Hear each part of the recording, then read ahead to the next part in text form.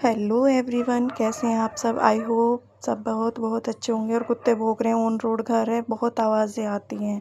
तो मैं यहाँ नहा धोकर वर्णिका को ज़बरदस्ती दूध पिला रही थी बिकॉज़ ये पीती नहीं है। फिर उसके बाद मैंने इसका लंच पैक किया और फिर मैं किचन में आ गई थी। और यहाँ पर फिर मैंने मशीन भी लगा दी थी कपड़े धुलने की।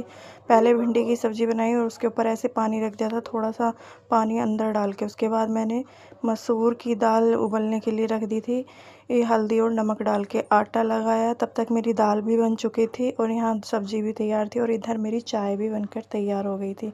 फिर मैंने चाय को छान के रख लिया था और जो सूखे कपड़े थे उन्हें उतार लिया था और जो बाकी गीले कपड़े थे उन्हें सुखा रही थी। यहाँ पर मैं दोबारा से नहा ली थी क्योंकि कल है बृहस्पतिवार और आज सिर भी धोना था मुझे।